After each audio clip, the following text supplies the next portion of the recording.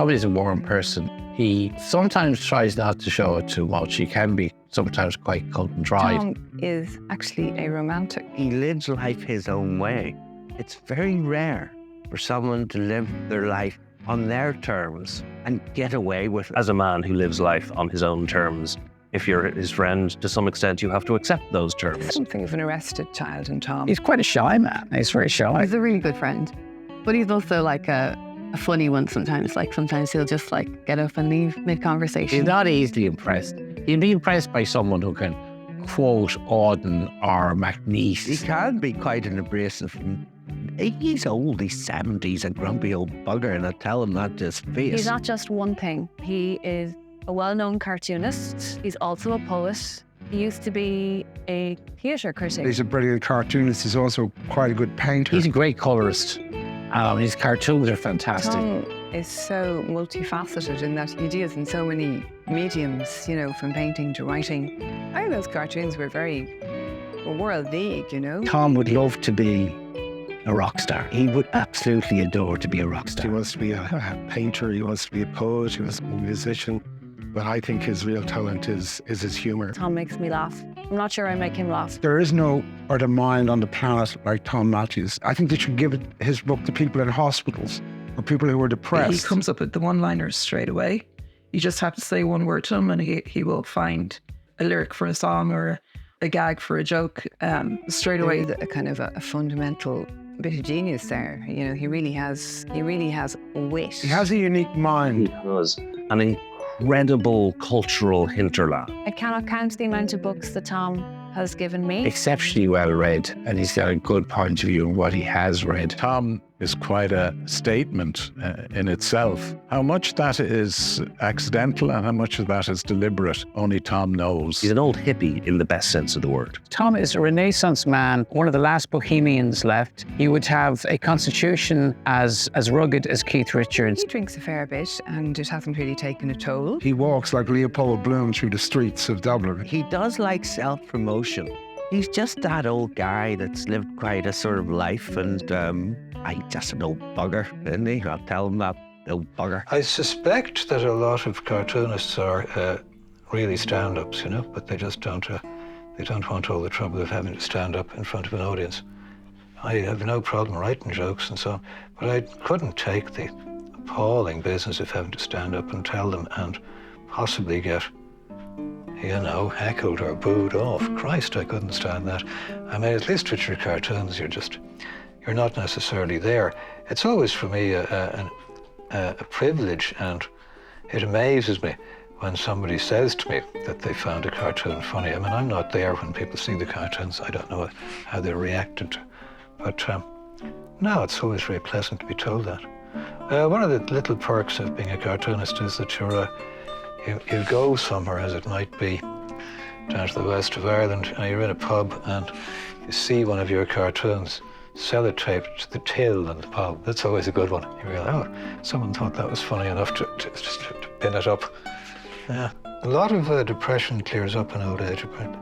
I had not a major, but a pretty serious depression when I was a young man, and I got about 3 months. Geez, I never want that again. But got through it and I didn't take any medication or anything. And I've had a bout now and again, but usually about a week, you know, and I kind of know what to do now. Tous infiniment seul. We are all infinitely alone like the stars of the Milky Way. Well, we are. I mean, there's only a certain amount of communication possible between human beings. If I feel lonely, I go out. I mean, you see, the thing is, I don't want to end up like some old guy stuck on his own. A lot of my friends are younger than I am. But I'm hitting a stage where some of my contemporaries and my older friends are going to die. And I don't want to be like the man on his own in the bar. So Philip is 20 years younger than I am, and I think we're good pals, you know. So I think it's important. With regard to bad rhyming, and as I say, I'm still learning my trade here as a lyricist, I have to suggest that Mark Bolan probably picked this up from somewhere else when he wrote a song that goes, I can't get no satisfaction, all I want is easy action. It does remind me sort of somewhat old. amazing. It'll be something that Mr. Jagger wrote. Oh, there you go. You know, these things happen. But if you're allowed to do that, it's fine. Well, as a friend of mine has recently written a song called Dark Side of the Moon, and I pointed out to him that this has been done before. It didn't stop him, so there you go. Let it fly. Let it go, let it fucking fly. Let it fucking fly. Yeah. That's Why not? a limo. That is just, counting up is a good way to write a song. Yeah. Hey, 1, 2, 3, that's how elementary it's gonna be. You're 1, 2, 3 times a lady. 1, 2, 3, 4. Can I have a little more? No. 1, 2, 3, 4. Tell the people what she wore. She wore an itsy bitsy teeny weeny yellow polka dot, blah blah blah blah. There you go. So these are all ways into writing lyrics. 1, 2, 3, 4, 5. Senses looking over. Very nice. Ecstasy. Very nice. Yeah. Absolutely. And I think they wrote it because, for that very reason. And Andy Partridge said, well, he said they use numbers in songs. So Yeah, sure. let's do it. There are so many ways of getting into kind of songs. I mean, like, okay, I'm not very many here because this is called, like, Why Are We Waiting? So Lou Reed, I'm waiting for my man. The Rolling Stones, waiting on a friend. Vivian Stanshall, waiting for the wardrobe. The Kinks, tired of waiting for you, you know. Blah, blah, blah. When you're writing a song, you want to weigh in, you want a first line. Yeah. So I wonder, how does it happen? But expressing some kind of human emotion or feeling. Yeah. I mean, for me, one of the great ways of opening a song is the way that Elvis used to do it, and I think that Lennon learned it from Elvis, which is you just say something and go straight in. There isn't any music, you just do it. Yeah. So it's kind of, well, since my baby left me, just go straight in with the well, you know? And Lennon does it. Help! Just goes straight in. There's no music. Learn from Presley. Learn. Exactly. And the old blues artists. Yeah, that's a great way to open. It's just to go straight in. I'm thinking what a fucking fake you were being a theatre critic. Come on. Why? How was I? You're just not a theatre guy.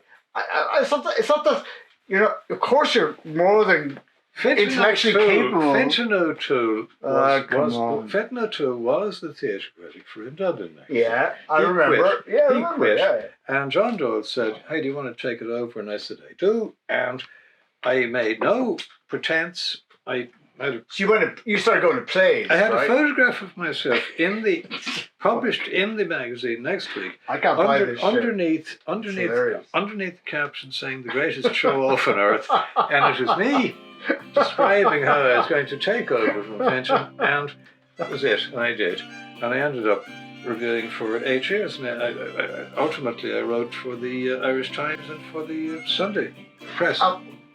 What was the Irish Press? Did you? I got pretty good at it. Yeah. I learned. Did you want to see a lot of plays during that? I did. Something I always liked. You forgive my laughing. My dearest, something I tell you I used to love was the Theatre Festival. Yeah. Boy, was I busy. Since I was the only reviewer for In Dublin, which was a fortnightly, I had to cover everything in the festival. This meant seeing 30 plays in 14 days. Jesus. So it meant seeing the lunchtime one, seeing the 8 o'clock one, and seeing the late night one. So some days I'd be coming in the next morning having reviewed 3 plays and gone straight back to review 3 more. And as I wrote some months later about that particular session, when I opened the curtains in the morning, I expected to see actors. It was like that, you know. It was crazy. But it was great. I learned a lot. And, you know, I learned by going to the Theatre Festival Club. It was not an acceptable thing for a critic to do. Critics never went there.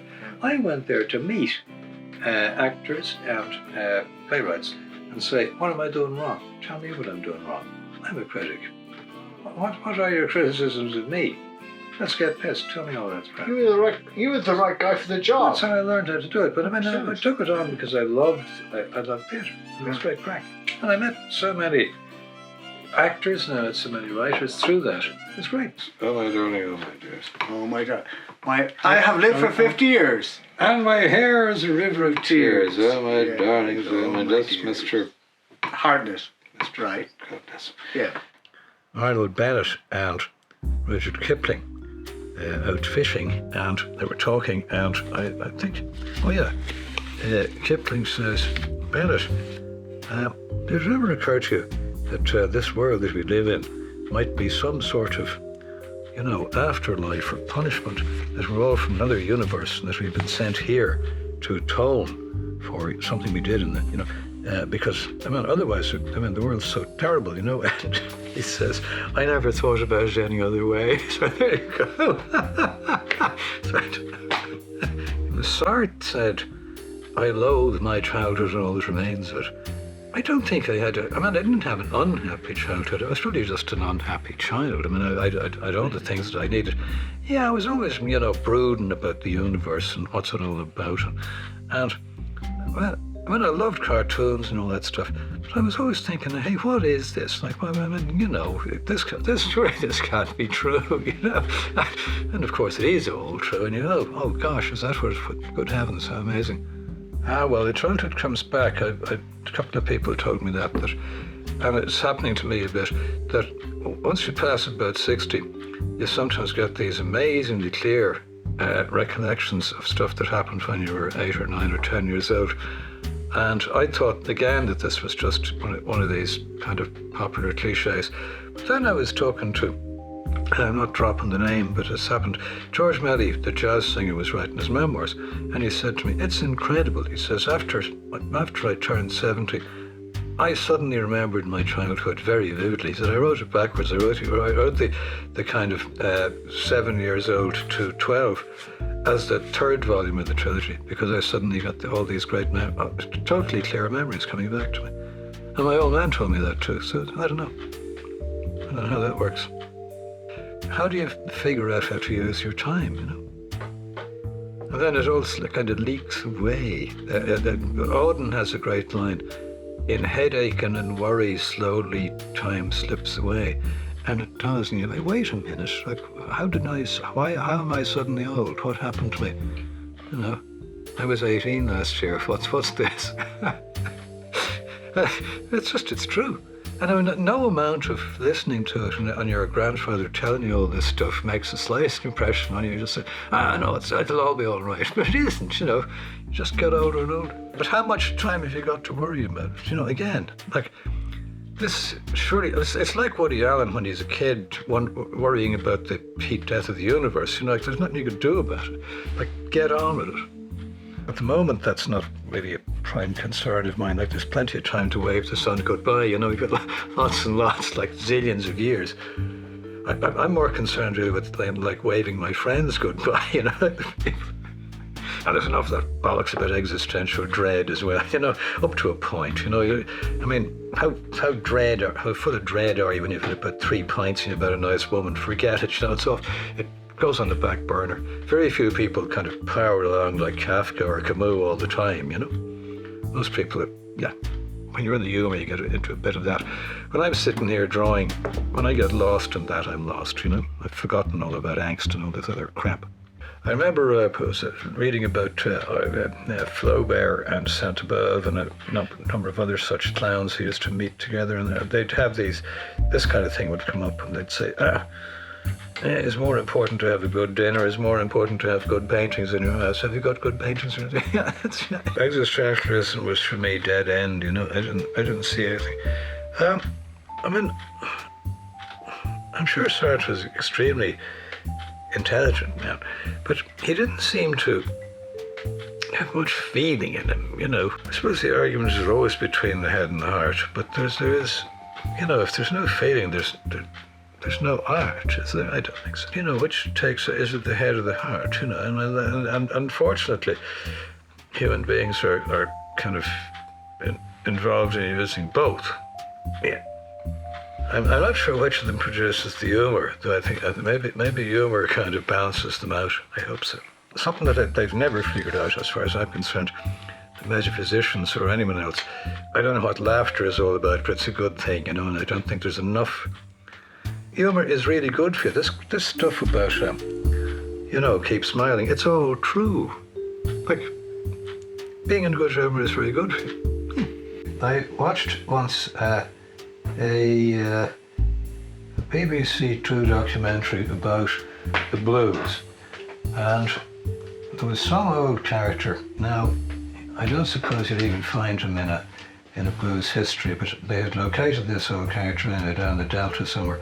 I'd say he was about 90, and plucking away at the old banjo and singing away. And they asked him, well, now, you know, Blind Pumpkin, whatever his name was, you got a philosophy, you see?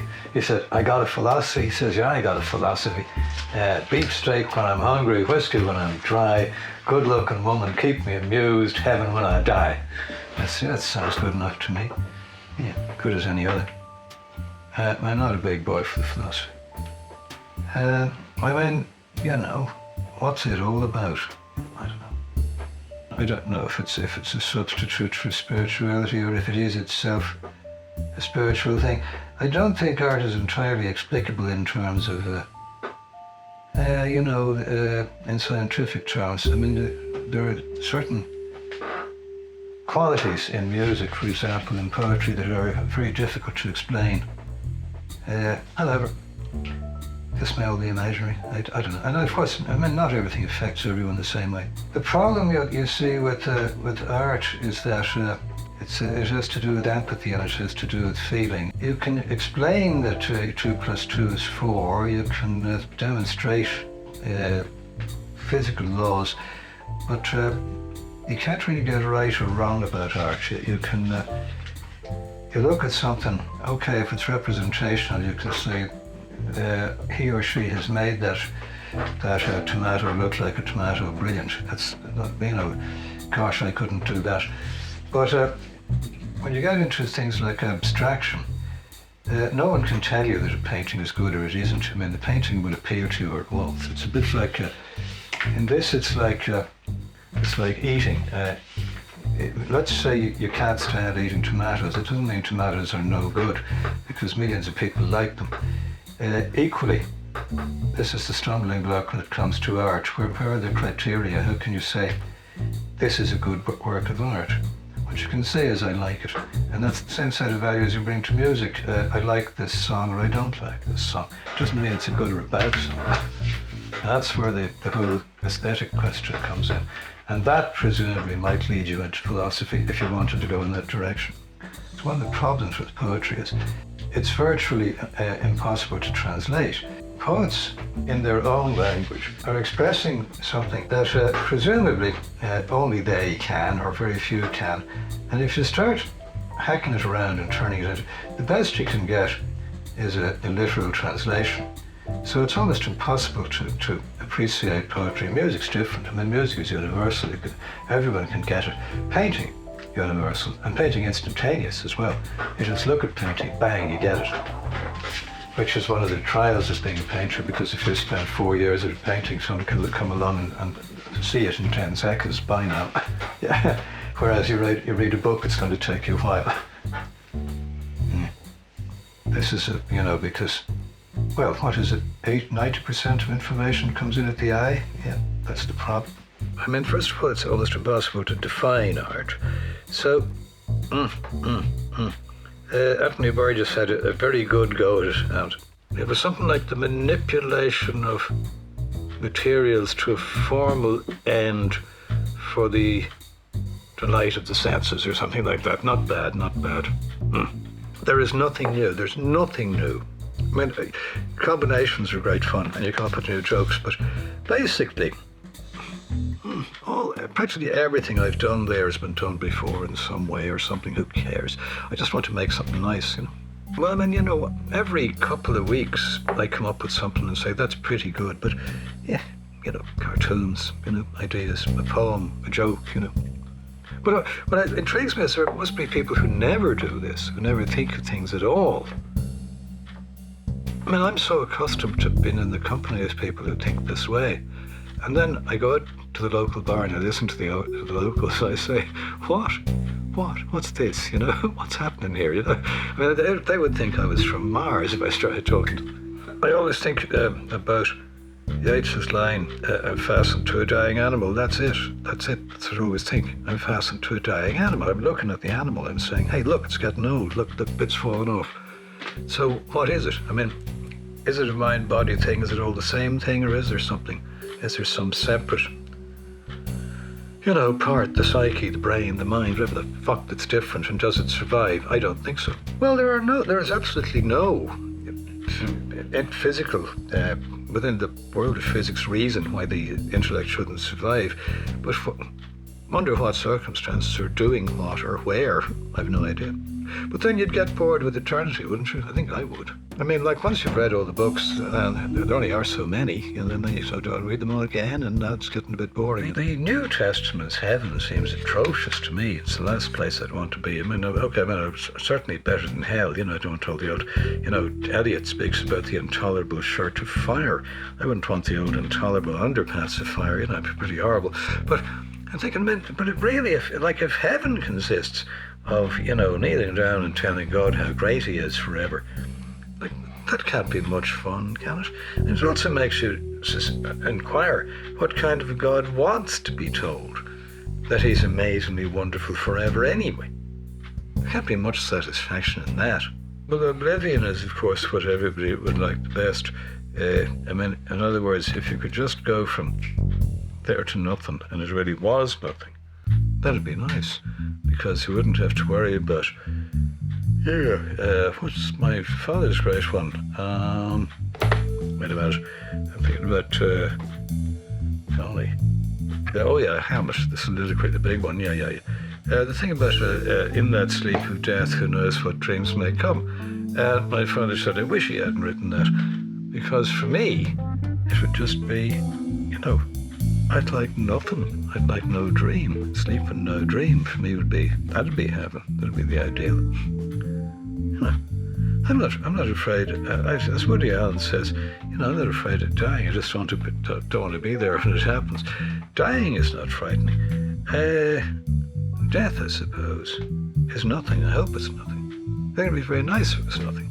It's like a nice big black. And then nothing. But the question, I suppose, it comes back to haunt everyone is there any justice in the old world, and what's to be done about the innocent suffering?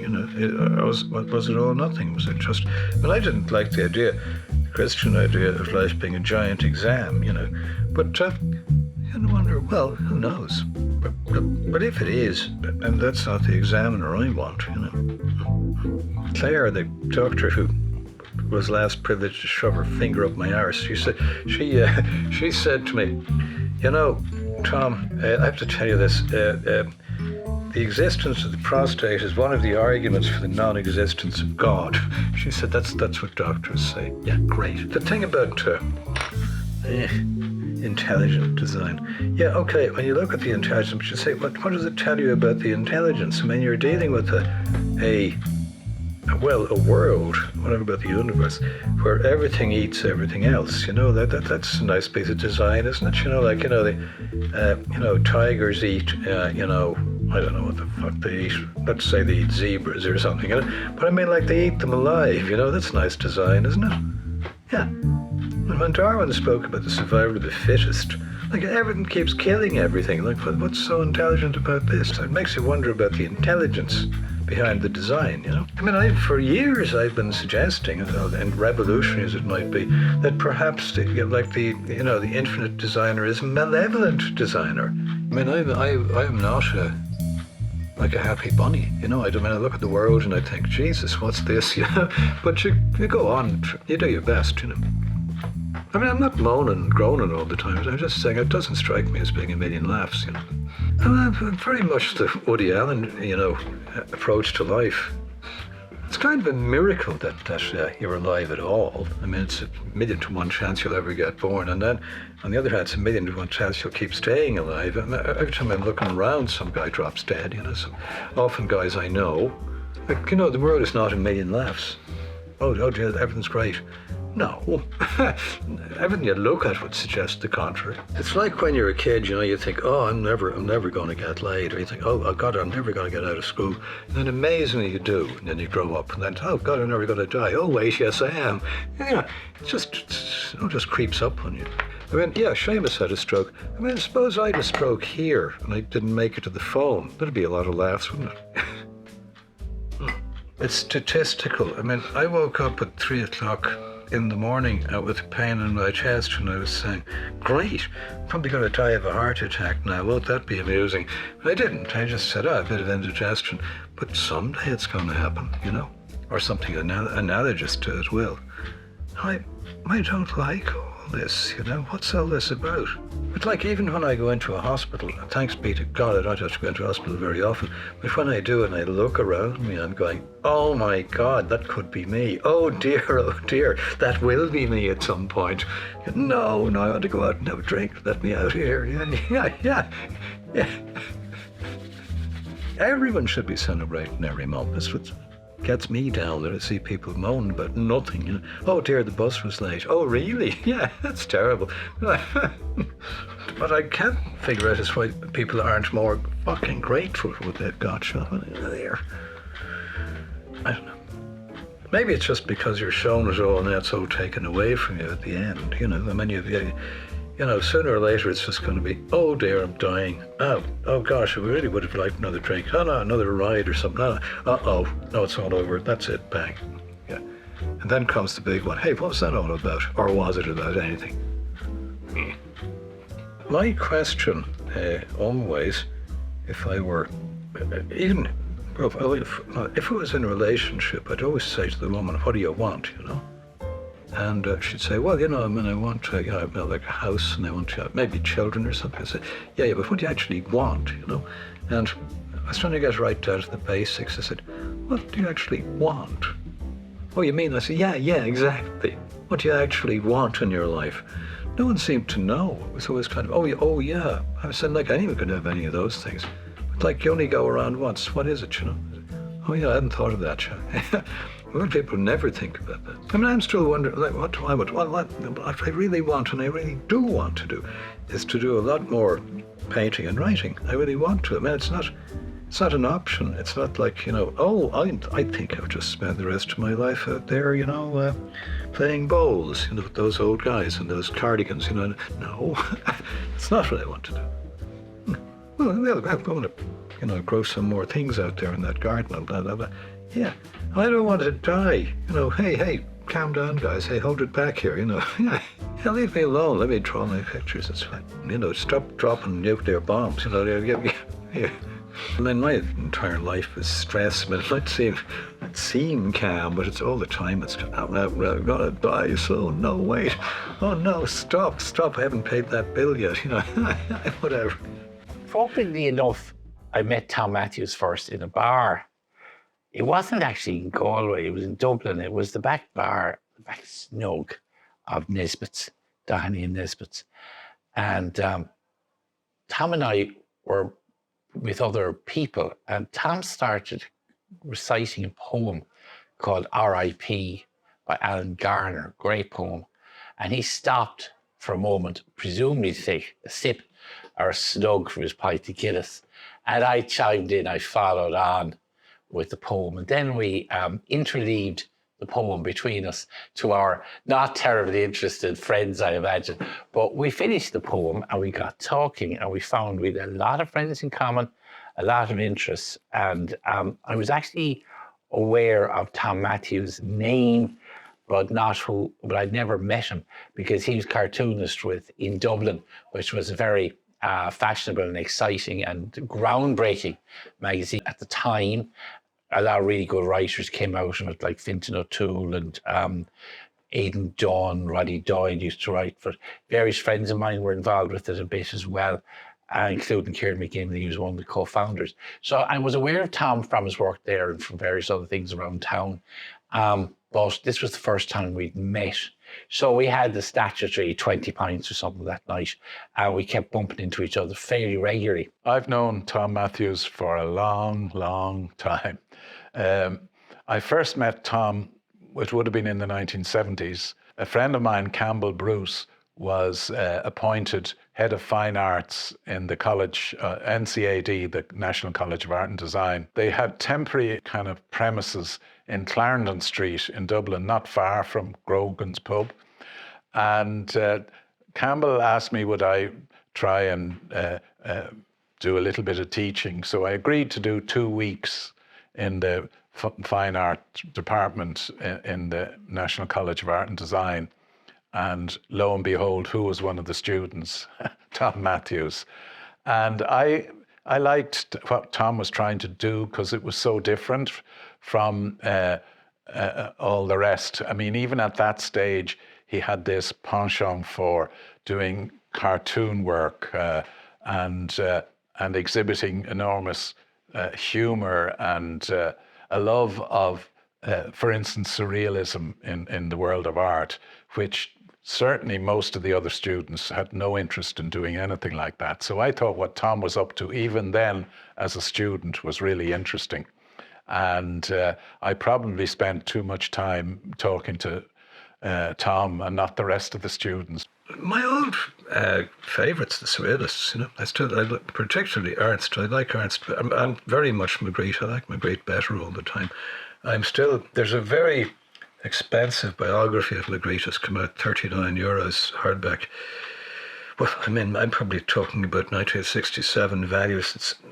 I keep forgetting that, money values change and change. That, like a pint is nearly €7. Wowee! Like when I began drinking, a pint was what in those days was called 2 and 6pence, which means 1/8 of a pound.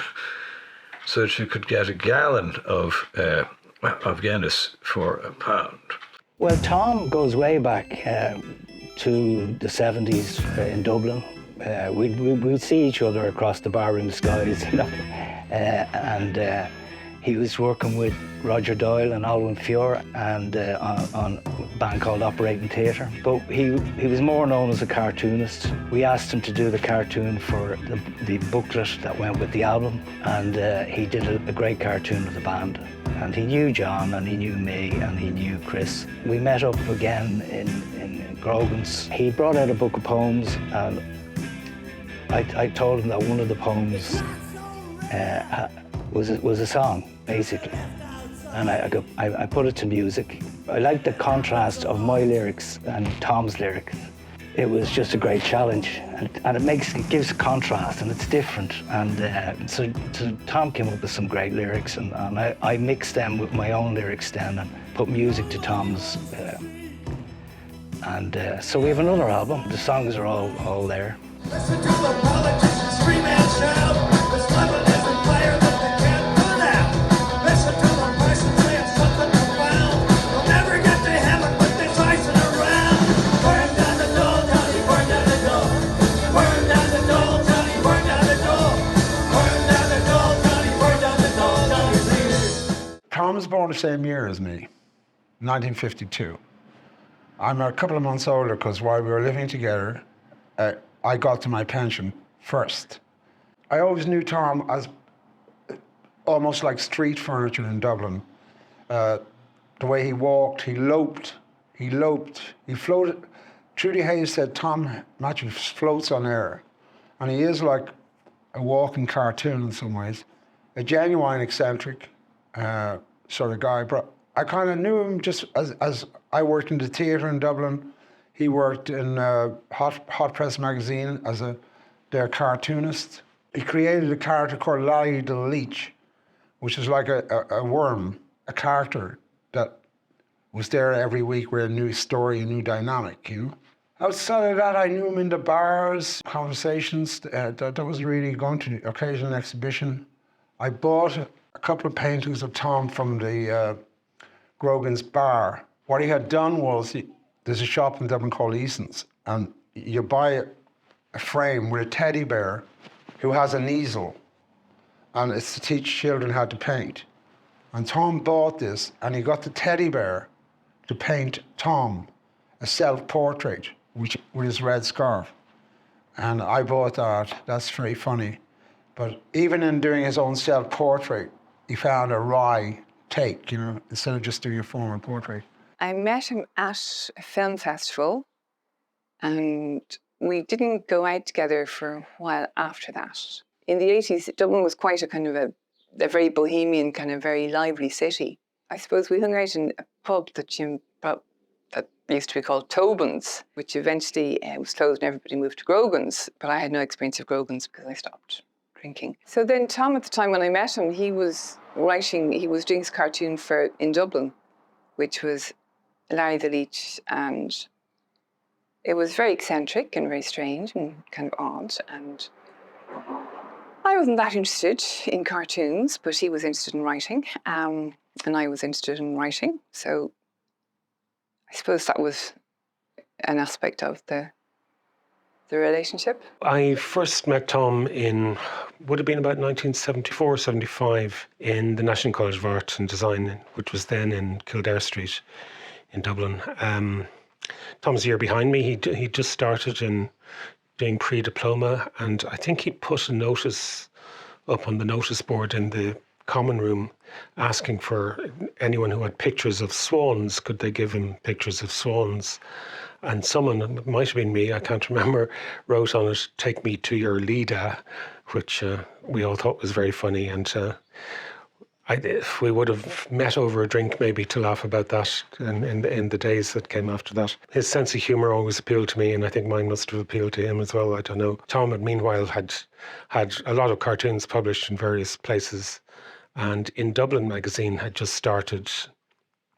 And so Tom had found a good outlet for his cartoons, which was great, because nothing like that had existed before. There was a vacancy in Dublin for production editor, art director. So I think Tom put a word in for me, actually, and I got the job, and I ended up working in Dublin for several years after that.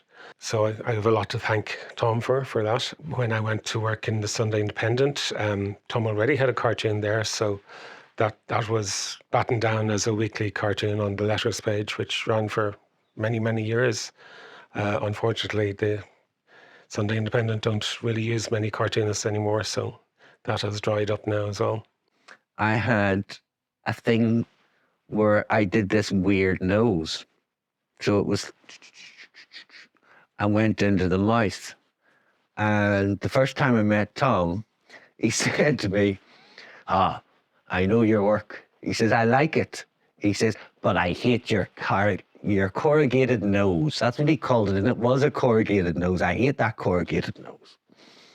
And I says, well, it's my sort of wee style and one thing and another. Of course, he was completely right, because then I got a message not long after that Ian Hislop from Private Eye wanted to publish me more, but hated the nose. So that was the first time that I'd come across Tom. And then shortly after that, there was a bottle of wine sitting in the exhibition, and the two of us got stuck into it. And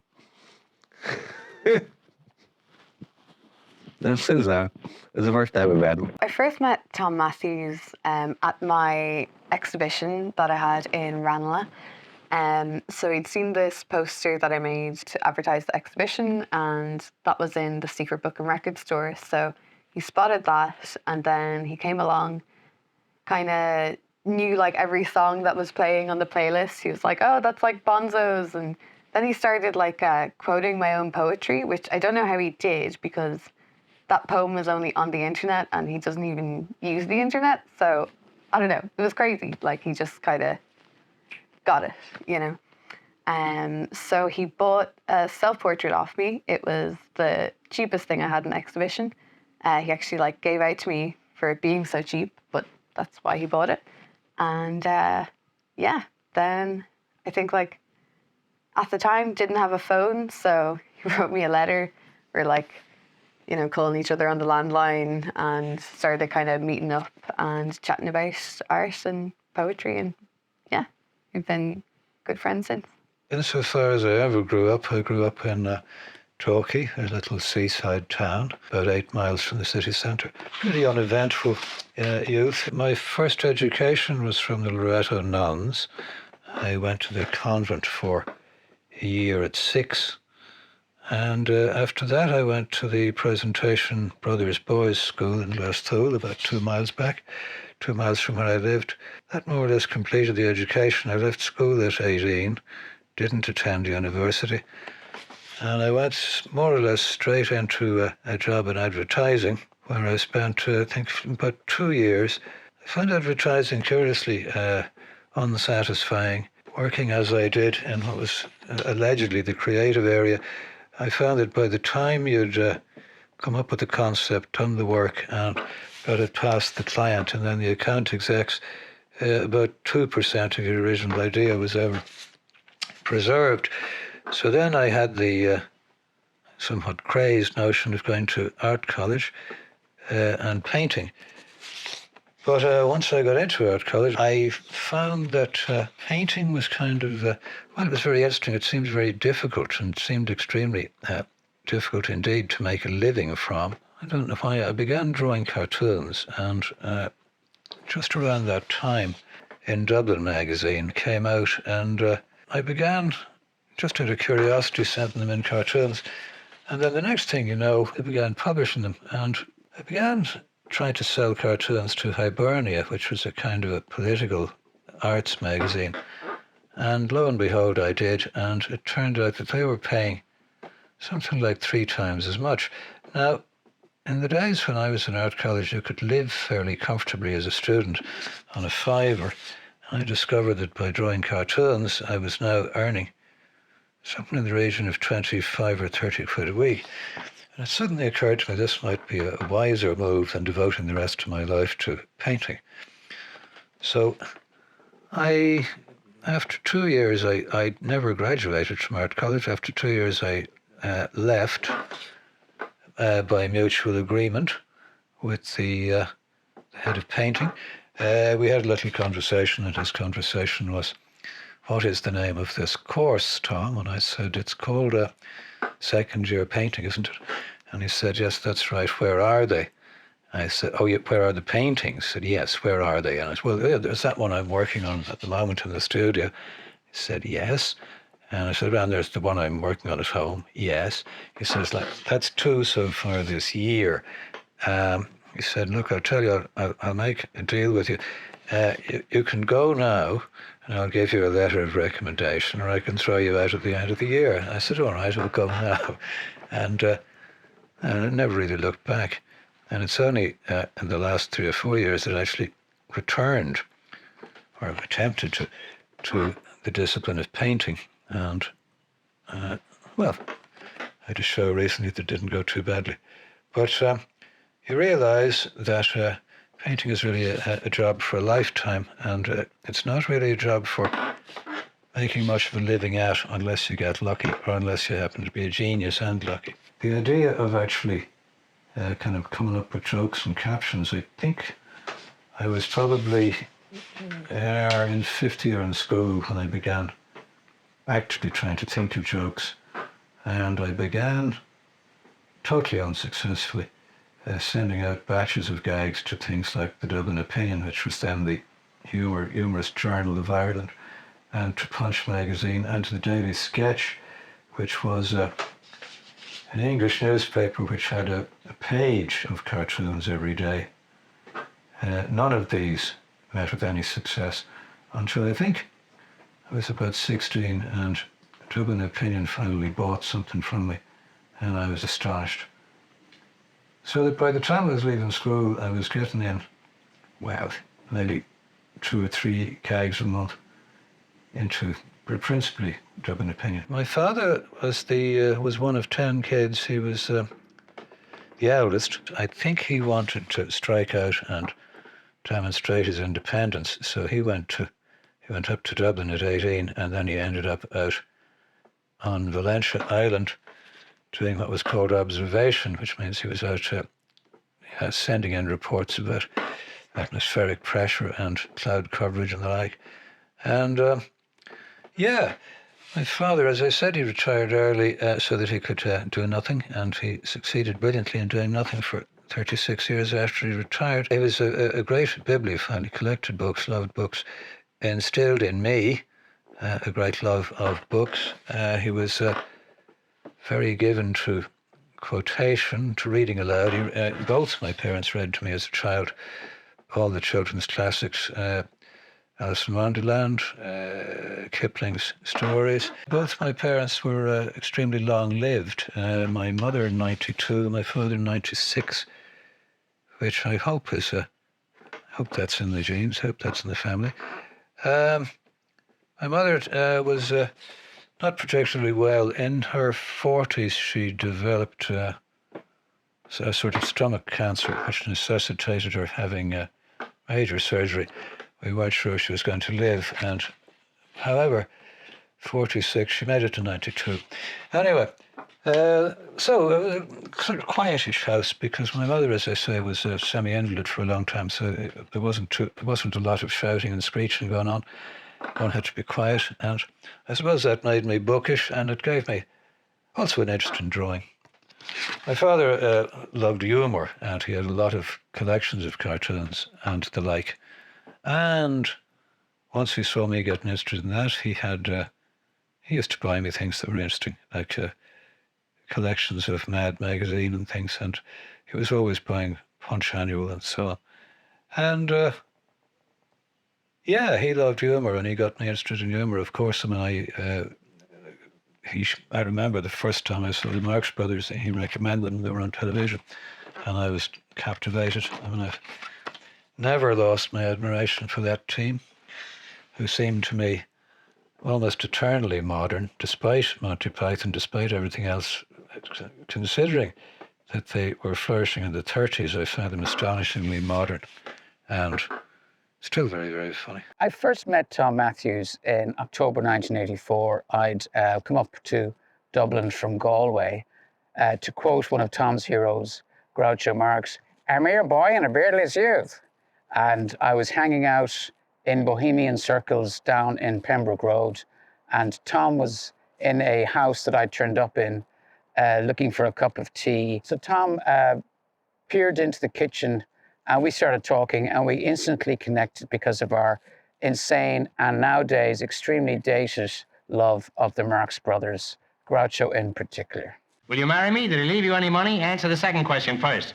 He left me his entire fortune. Is that so? Can't you see what I'm trying to tell you? I love you. Oh, Your Excellency. You're not so bad yourself. People really love them, you know. People love Canadians. It's great. That's what they do it for, you know. Groucho used to say that. He says, "Hey, they love me. There's actual love, you know." Oh, yeah. A great comedian, no problem acting, but try and get an actor to be funny, you know. You realise then how powerful these guys are. Look what they do, for fuck's sake. I mean, Groucho used to say that people don't understand how important we are. Don't you see the pressure we take off people, you know? Yeah. But actually, he finishes his autobiography, Groucho and me, I think he wrote in his 50s, with a story, and it's a great story. He's walking down the street, and there's an old Jewish couple coming towards him, and one of them, the wife says, "You're him, aren't you? You're Groucho." He says, "Yeah." And she says, "Just go on being him. Don't die or anything." I just think that's so great. Yeah. Who wouldn't want to hear that? The last of them. But you know how your life takes a turn when you're, you know? I mean, if, for example, my father worked for Guinness's. Yeah. And when I was about 12 or 13, he got an offer to go to Rhodesia. Yeah. To start up the new brewery they were opening up there. But he wouldn't leave Ireland, so he left. He didn't take it. But if he'd have taken that and went to South Africa, who would I have been? True. You know, would I have been a painter even? Yeah. Would I have been a revolutionary? Yes. Would I have been a black man? Would you still be alive? Yeah, I know. Yeah. Right. All very interesting. So, I mean, it all depends on, you take a step to the left or to the right, and your whole life is completely changed, isn't it? Yeah. Well, I should have been a civil servant. I was very lucky because my parents were so liberal and kind to me. I mean, they should have thrown me out, but my old man was very good to me. He let me go through. He gave me a year in art college before he decided to kill me. He was great. And once I got out of college, where I totally betrayed him by not doing any work, and then I just vanished because I wanted to live with a woman, and he thought that was amusing. And that we were always great pals ever since. He was astounded that I was able to make a living. When I picked up the whole cartoon thing, he couldn't believe it. But it was great. He was utterly straight man, a wonderful man, an honest man, a kind man. I had a great life with him, but he didn't know what to make of me. I fought tooth and nail with my parents. No. That's terrible. See, my father was on the attitude, need a job with a pension. And yes. And the arts had nothing. I mean, let's face it, no one makes money out of art, so that's a waste of space. And well, and anyway, who do you think you are anyway? Actually, my difference was that my father, though an utterly traditional, easy line, liberal Catholic, very widely read, knew all about art. Very unusual in my. Like, he knew when I was 18 and 19, he knew about Beardsley, he knew about Dali, he knew about Magritte. He was aware of these things. You were halfway there. Yeah. No, but I would mention these things. Yeah, I know all that stuff. He'd know all that. Yeah. He was aware. Yeah. Which was very unusual for a man of his generation. My father wasn't aware. He'd never been to an art gallery in his life. And like when I grew up, my father, he wasn't a great. My father ever read in his life was the newspaper. Well, my old man was very fond. And the Bible, which he believed every single word of. Oh, well. When my dad was very fond of the Dutch realists, Peter de Hoek and guys like that. Yeah. And he had one of those hanging on the wall, and when I was a kid, he was always telling me, hey, look how the guy paints the fire. How about that? You were very it's like a photograph, Excuse me. Yes. This is fine art. This is purest fine art. Absolutely. It is a bay leaf. Into the rice. That's That's fine art. Anyway. Not talking about it, but doing it. Yes. In your own time, darling, when you come back. I remember one time at one of my own exhibitions back in the middle 70s in Dublin. There was a critic from the Irish Times, this woman, and she said to me, tell me, she said, what were you thinking about when you were painting that painting? And I, of course, thinking, what a stupid question. Anyway, I turned around and said, well, what painting? She said, oh, yeah. I said, I remember now. And she said, well, I said, thinking about paying the rent. And she turned away and walked away slowly. Yeah. Wasn't impressed with that one. No, that's like... Well, what a stupid question. Lived for 40 years on freelance, which is pretty... Yeah. You couldn't do it now. As McLachlan said, only through the spending of large sums of money. That's right. Can we attain to true happiness? You can find true. It was drudgery enough, wasn't it, at times? Trying to make a living out of the old freelance. Well, in actual fact, the main thing about it was being a cartoonist, apart from the odd mad incident or something like that, it was a very stressless life. Yeah.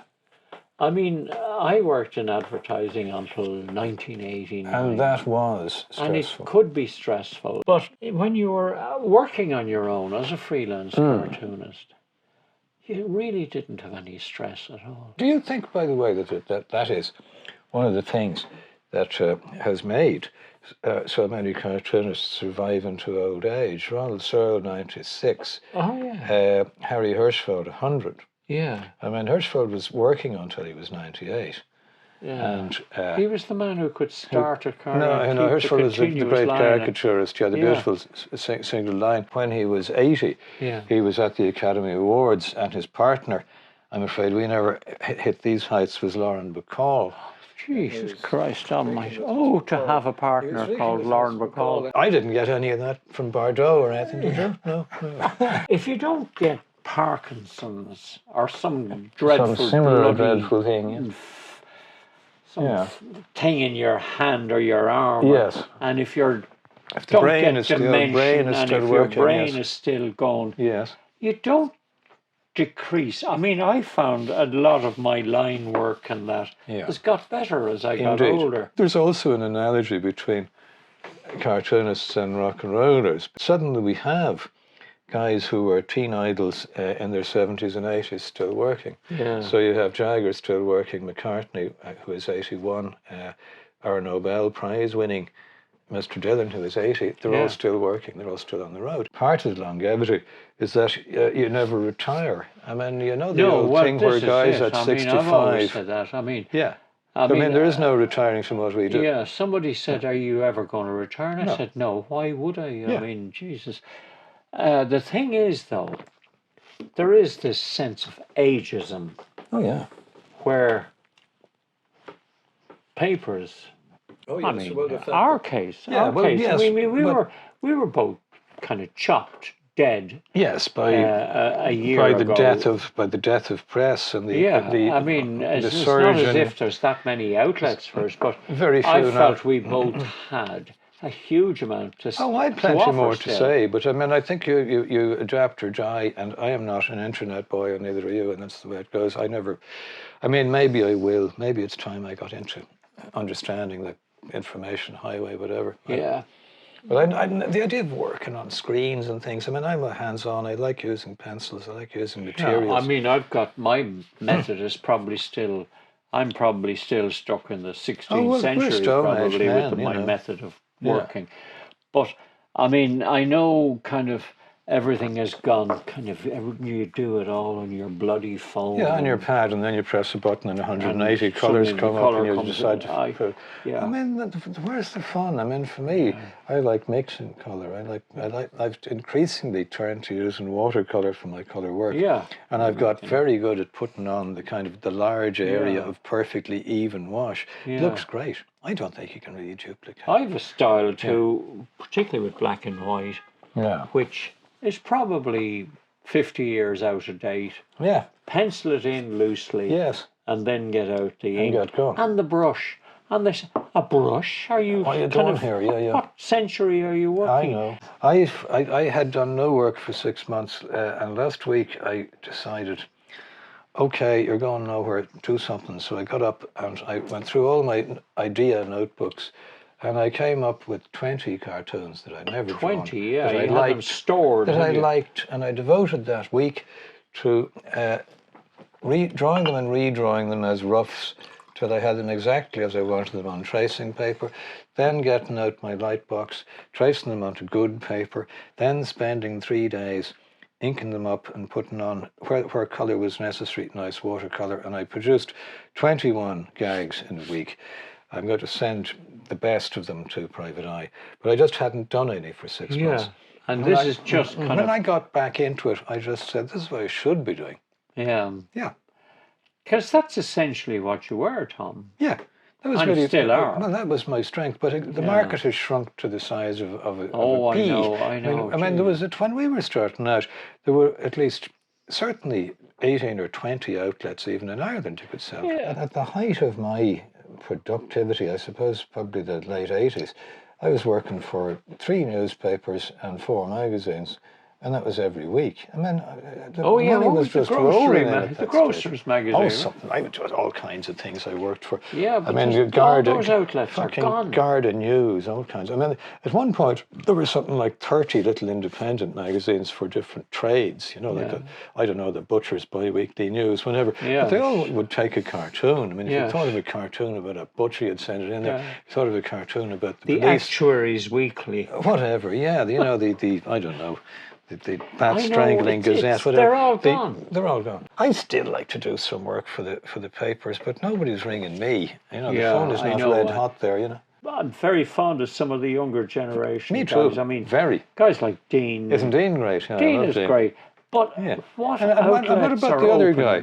No, well, wait, Graham Keys. Graham is great. Graham Keys. Well, yeah. Graham is They're- nearly. they're both- Graham is no spring chicken. No, but he's younger than we are. Yeah. And remember, he's bringing up kids, and you need money to bring up kids. Right? Yeah. And you know, And I do worry about how. I mean, they're he gonna- lost the Daily Mail, which was a huge Yeah, one for which him. is crazy. I mean. Yeah. Just it like was- Jerry Crowley lost the Business Post. Tom rang me about a month before my experience. He rang me to say, "I'm Explaining. gone. I'm Yes. gone. This may I'm be done. going to They've happen just- to you." They've shafted me." Yes. And I said, "Oh Jesus, Tom!" And a month later, within a month, I'd say I was shafted. I was with them 36 years, and I said, "Fucking hell." I wasn't expecting, I wasn't demanding that I had a living for life or anything like No. that.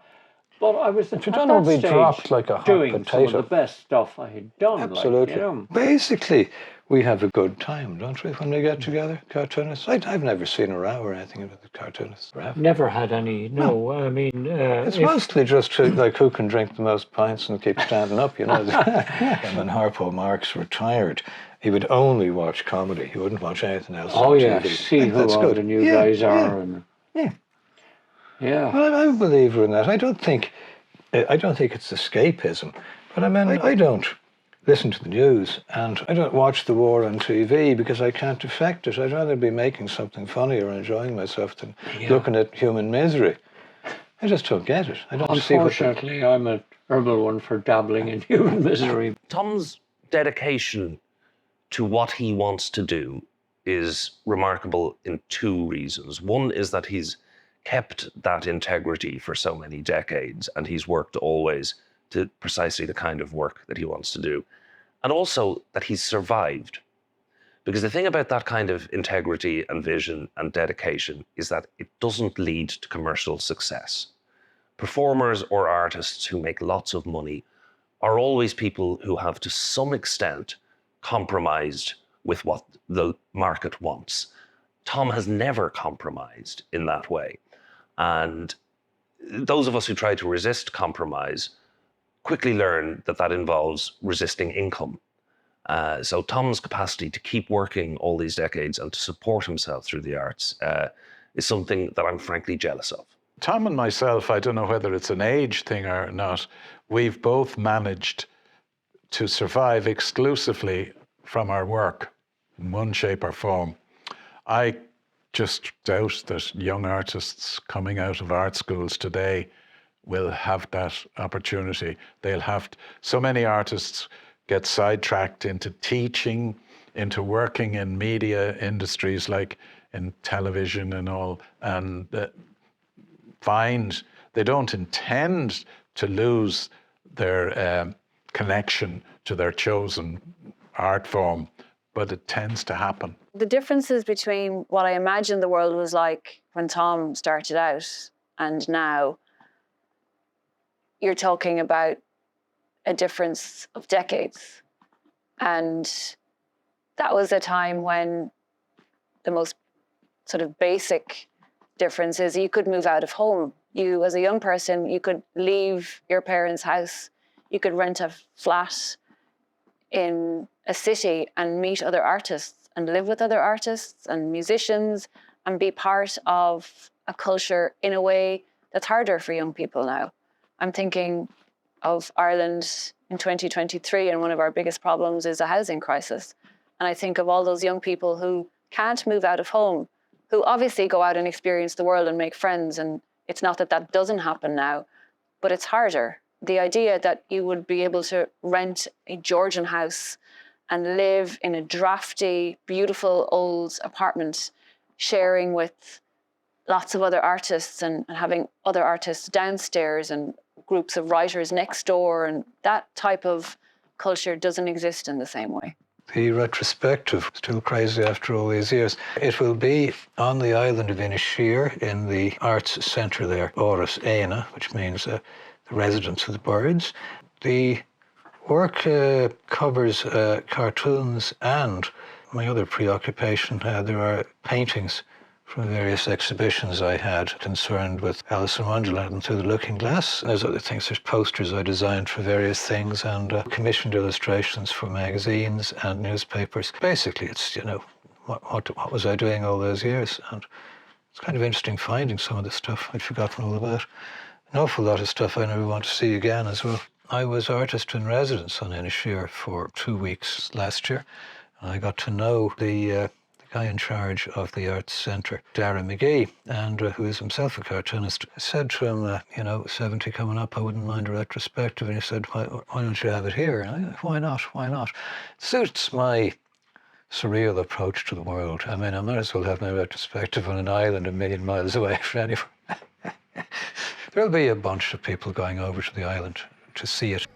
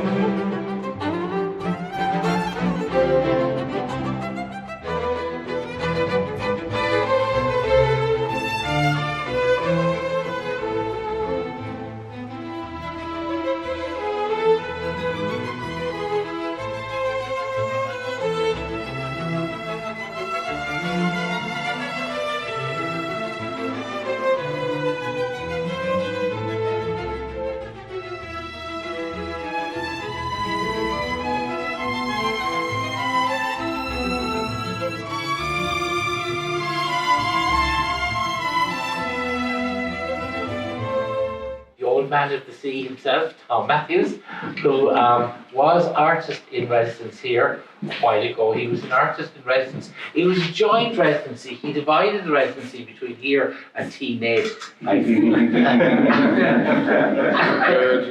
It also is a picture, in a way, of Ireland and the world seen through the eyes of a cranky old fella. I suppose a romantic young fella. But Tom actually is one of the most romantic people I know, and you never regret, except maybe hangover-wise, you never regret an evening or a night spent with Tom, if you can actually remember it. But what we're here to do at the moment is to celebrate Tom as an artist. He got this fantastic Saturday gig with the Irish Times called Artoon, and Tom's in-colour drawings, which were witty takes on the world of the arts and on culture generally, made the nation laugh on a Saturday. And you go into the newsagent and you see people open the culture part of the Irish Times, and there was Deirdre Falaby's column about who was shagging whom in the arts or something like that. And there, beside it, was Tom. Clever, but not too clever, so most people got the jokes. If you all want to have a look at all the fantastic work that's upstairs, and Margaret has organised a little wall to draw on, and it'd be great to get some people to do some fantastic artistic creations onto the wall upstairs as well as part of this festival. So drink plenty of wine, eat plenty of cheese, do plenty of laughing, and look at plenty of pictures and enjoy yourself. No, it's a wonderful exhibition, but it's very, very tough massive setting, I find. You should put a plus and minus in that database and then minus obviously more prominent. The guys in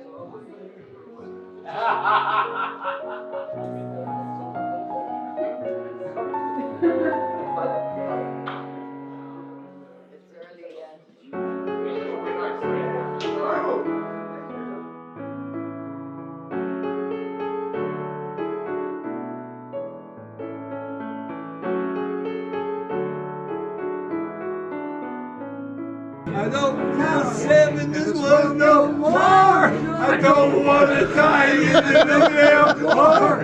I want to sail away to a Christmas shore. I'm feeling like a lip man. I'm a lip man. I'm a lip man. Well, I'm a lip man. I'm a King Kong man. I'm a Juju man. Well, I'm a lip man.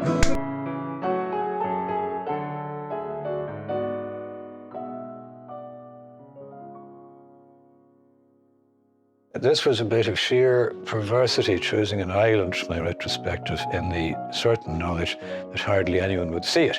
I was delighted with it, and in fact I wasn't even worst pleased when it turned out that the lighting was so bad people could hardly see it. I thought this was even better.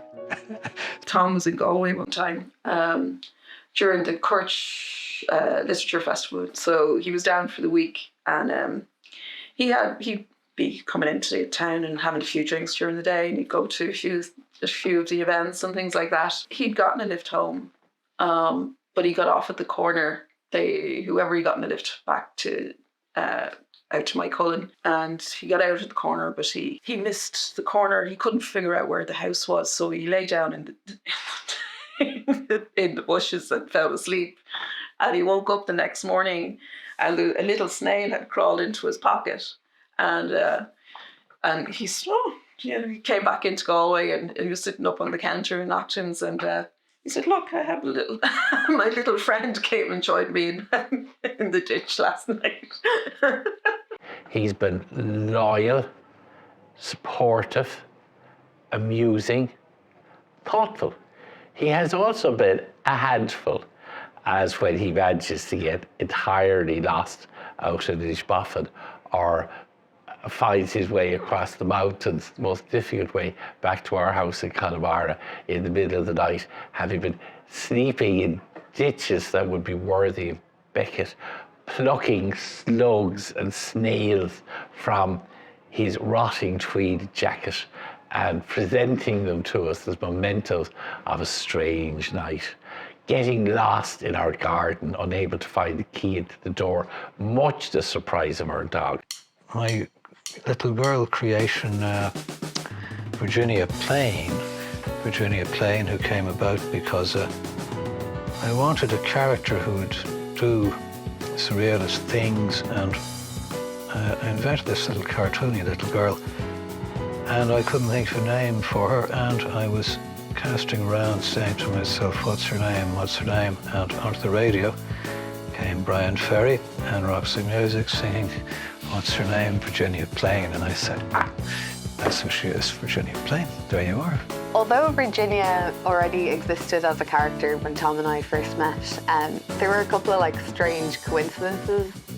So obviously the name being a Roxy Music reference, I immediately got that, but also as a teenager, back in the days of Bebo, Virginia Plain was my Bebo name, and I told him that he didn't really understand what Bebo was, but he was like, whoa, there's other things as well. When I first performed at Tom's first Virginia show, a friend of his, Willie Brennan, did say to him where did you meet Quiva? She looks like you designed her, which I think is very funny. I did the hula hooping poetry at the first Virginia Plain launch, and then the second launch of the same show in Galway as well, in the Arts Club, and then Galway Town Hall Theatre. The weird thing about this is that Tom, he'd already fully developed Virginia, and he'd already come up with the idea of her hula hooping with Saturn's rings.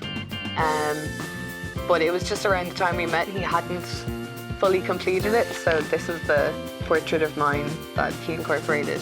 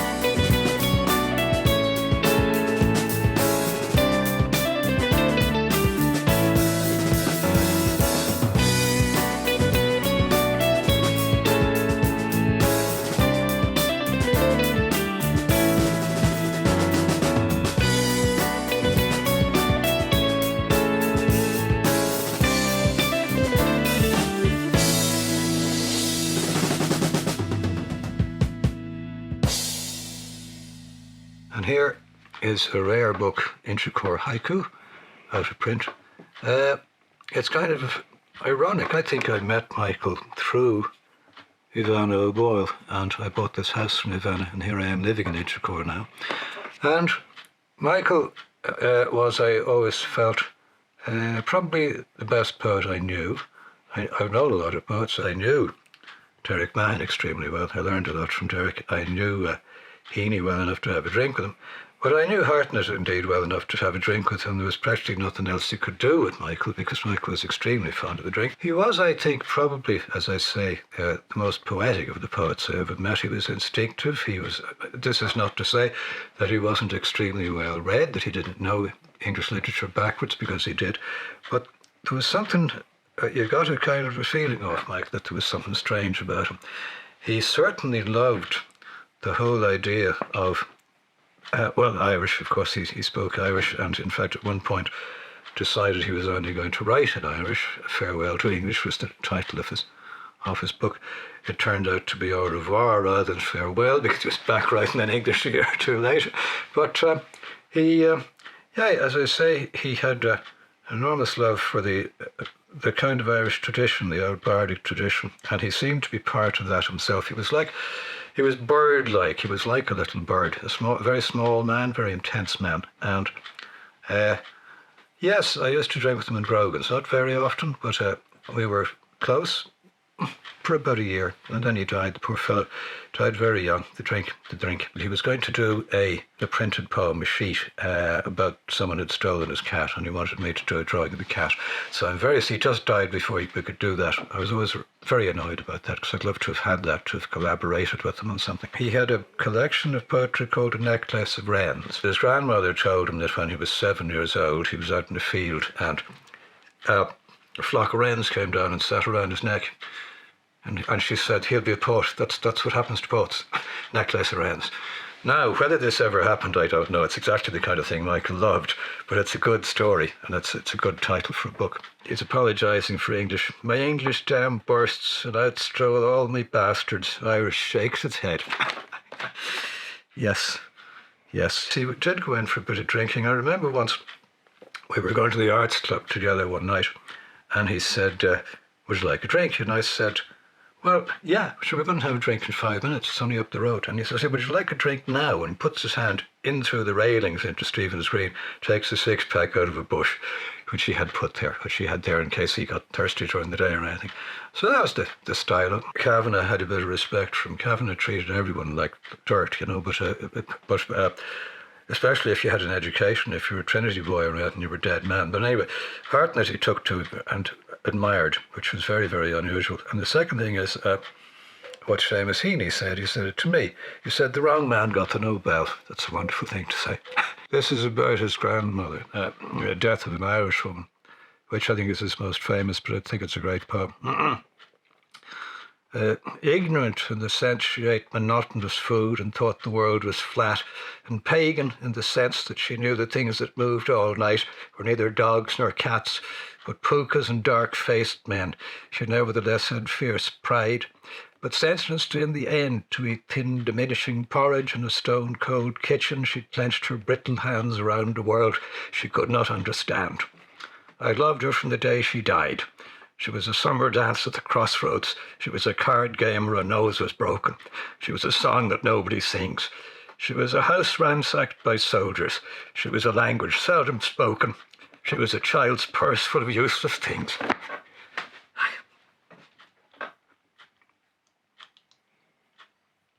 That's a great poem. One of the marvellous things about Grogan's is that over the years, among other people, the pub has attracted an awful lot of writers and artists in the widest sense of the word. And that's largely down to Tommy Smith, the late co-owner of the pub, who had a great interest in both of these things. And Tommy was such a marvellous personality that he managed, without ever forcing the issue, to turn the pub into an extension of his own interests and his own personality. And what's great about that is that when I go in there, I'll end up meeting a group of people that will include writers and visual artists and musicians, political activists, former members of active service units, and then various people who are, I suppose, regular civilians. And that makes for a great mix. And Tom Matthews really takes advantage of that. He often has a notebook or a copybook on the table in front of him, and sometimes he'll be sketching people or working on a poem, or sometimes he just jots down interesting phrases that people say. There's a large table in the lounge in Grogan's where we prefer to sit. The table was christened Grattan's Parliament by Nicky Kelly for all kinds of reasons, not just the pompous nature of our discussions there. But it's a kind of a minor institution, I suppose, at this stage.